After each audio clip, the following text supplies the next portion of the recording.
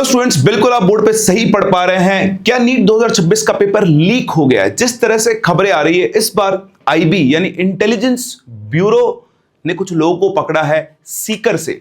सीकर में कुछ एजेंट्स थे, बेसिकली वो काउंसलिंग एजेंट्स थे, और उनको पकड़ा गया है इस शक के नजरिए से कि इन्होंने नीट का पेपर लीक किया था। एक 240 क्वेश्चंस का एक सैंपल पेपर था, जिसमें से 140 क्वेश्चंस नीट के अंदर एज इट इज आए हैं। अभी बताता हूं आपको पूरी डिटेल्स। ये आज के न्यूज़पेपर में न्यूज आई है।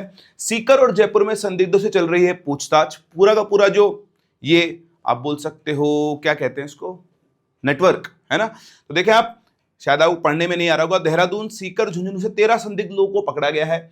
एजेंसी से जुड़े सूत्रों के इसकी पुष्टि भी की है।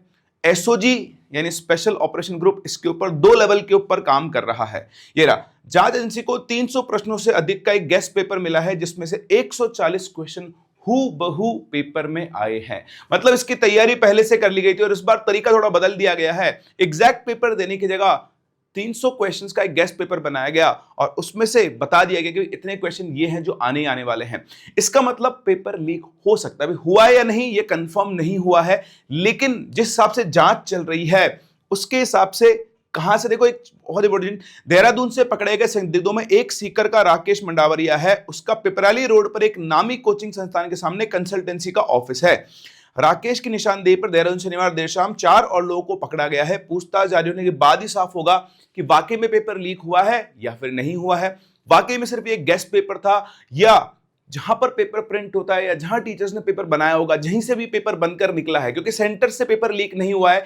एनटीए ने इस बार बहुत अच्छे इंतजाम किए थे, बहुत अच्छा बंदोबस्त किया था, लेकिन लोगों की मिली भगत से यहां पर ऐसा हो सकता है कि पेपर लीक हुआ हो। अब फिर से क्वेश्चन वही आएगा, अगर पेपर लीक हुआ है तो क्या होगा?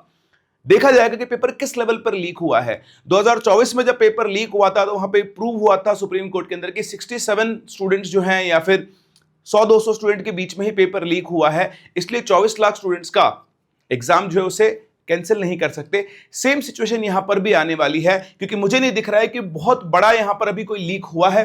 कुछ सर्टेन नंबर ऑफ स्टूडेंट के पास ये पेपर पहुंचा होगा, और पेपर भी एज इट इज नहीं है, गेस्ट पेपर है। तो अगर आप को ऐसी वीडियोस देख रहे हो जिसमें लोग बोल रहे हैं कि नीट 2026 दोबारा होगा, नहीं होगा, चिंता ना करें।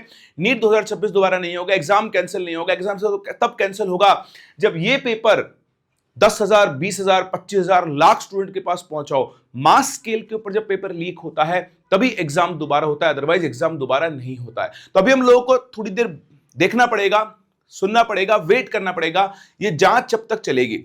तो क्या आपके रिजल्ट के ऊपर कोई फर्क पड़ेगा? अभी के लिए कोई फर्क नहीं पड़ने वाला है। जो रिजल्ट की डेट है उसी डेट को रिजल्ट आएगा। उस डेट के आने से पहले तक अगर ये प्रूव हो जाता है कि मास स्केल पर पेपर लीक हुआ है तो ही कोई एक्शन होगा, अदरवाइज कोई एक्शन नहीं होगा। आपका जो प्रोसेस है वो स्मूथली चलता रहेगा।